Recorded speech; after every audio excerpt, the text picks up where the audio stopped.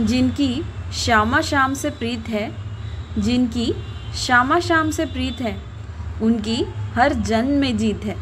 राधे राधे, जय श्री श्याम, राम राम। भक्तों, हम अपने नरसिंह मेहता जी के चरित्र को आगे बढ़ाते हैं।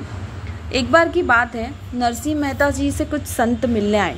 वे तीर्थ यात्रा के लिए जा रहे थे और वो ऐसे सेठ को ढूंढ रहे थे जो उन्हें हुंडी लिख कर दे दे, क्योंकि रास्ते में वो द्वारका की यात्रा के लिए जाना चाहते थे और रास्ते में कुछ लुटेरों का डर था। रास्ते में ऐसा होता था कि लुटेरे आके धन लूट लेते थे, ऐसा बहुत प्रसिद्ध था, पहले बहुत लुटेरों का डर हुआ करता था।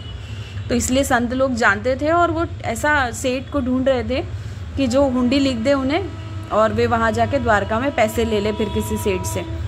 तो अब ये संत लोग बाज़ार में जाकर पूछते हैं कि भाई यहाँ ऐसा कोई सेठ है जिसके द्वारका में भी परिचय हो और हमें वो हुंडी लिख दे ताकि हम द्वारका में जाकर अपनी हुंडी के पैसे ले लें। तो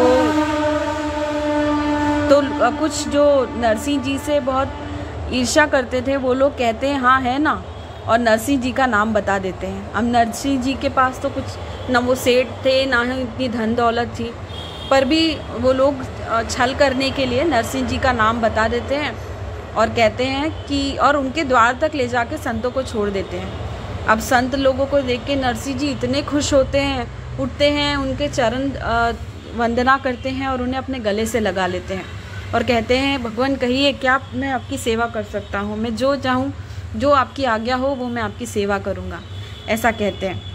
अब फिर संत लोग कहते हैं कि महाराज हम द्वारका की यात्रा पे जा रहे हैं और हम चाहते हैं कि आप हमारे लिए 700 रुपये की हुंडी लिख दीजिए, ताकि क्योंकि रास्ते में लुटेरों का डर है तो हम वहाँ जाकर ये हुंडी के पैसे ले लेंगे।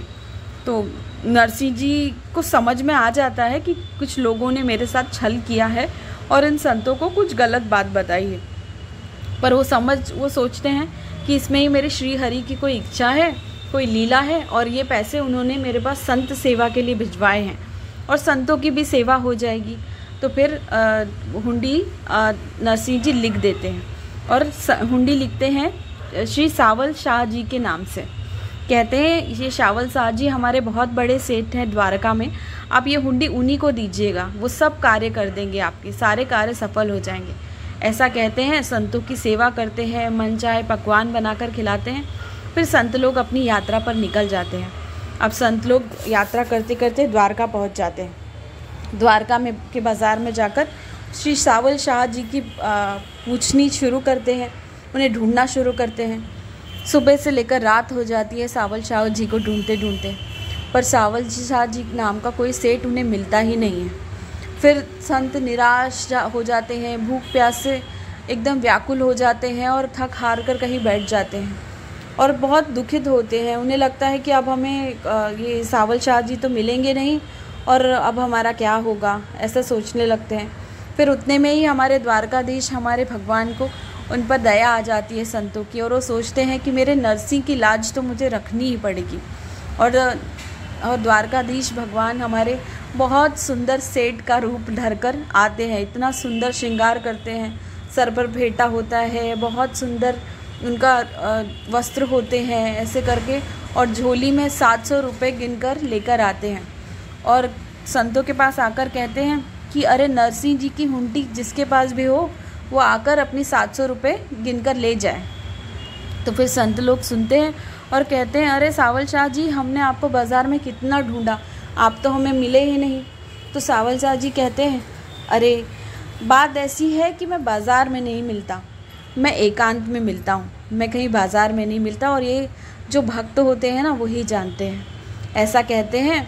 और संतों को नरसिंह जी की जो हुंडी होती है वो लेते हैं और उन्हें 700 रुपये गिनकर दे देते हैं और नरसिंह जी के नाम पे एक चिट्ठी लिखते हैं और उसमें लिखते हैं कि प्रिय नरसिंह जी, सेठ नरसिंह जी कहते हैं उन्हें भगवान, और कहते हैं सेठ नरसिंह जी हमारे पास बहुत पैसा है, आप जब चाहें तब ऐसी हुंडियाँ लिख सकते हैं, सब आपका ही है, आपका दास श्री सावल शाह जी। भगवान अपने आप को दास संबोधित करते हैं नरसिंह जी के आगे और नरसिंह जी को सेठ साबित करते हैं। और भगवान का वहाँ पे बहुत बड़ा व्यापार दिखता है, बहुत सारे लोग कार्य करते रहते हैं। तो संतों को बताते हैं कि ये सब नरसिंह जी का है, हम तो उनके सेवक हैं। और संतों को बहुत भोग पवाते हैं, बहुत सेवा करते हैं संतों की। संत बड़े खुश हो जाते हैं। फिर संत लोग सब अपनी यात्रा पूरी करके वापस जाते हैं नरसिंह जी के पास। तो वहाँ पर जो चालाक लोग होते हैं, जो नरसिंह जी को सेठ बताकर संतों को उनके पास भेजते हैं, वो सोचते हैं अब नरसिंह जी को मार पड़ेगी, अब इनकी खबर ली जाएगी, संत इनकी खबर लेंगे क्योंकि कोई तो मिला नहीं होगा। पर संत लोग जैसे ही नरसिंह जी को देखते हैं, आते हैं, उनके चरणों में गिर जाते हैं और कहते हैं, संत नरसिंह जी, आपका तो द्वारका में कितना बड़ा व्यापार है, और वो सावल शाह जी ने तो हमारी बहुत सेवा की, हमें बहुत पवाया खिलाया, आपकी तो बड़ी कृपा हो गई हम पे, ऐसा कहते हैं। तो और नरसिंह जी सावल शाह जी की चिट्ठी नरसिंह जी को दे देते हैं। नरसिंह जी उस चिट्ठी को पढ़ते हैं और उनके आंखों से अश्रु बहने लगते हैं और वो भाव विभोर हो जाते हैं और एकदम अपने प्रभु की भक्ति में खो जाते हैं। भक्तों, आज के लिए इतना ही। हम कल फिर आगे शेष कथा कल सुनेंगे। राधे राधे, जय श्री श्याम, राम राम।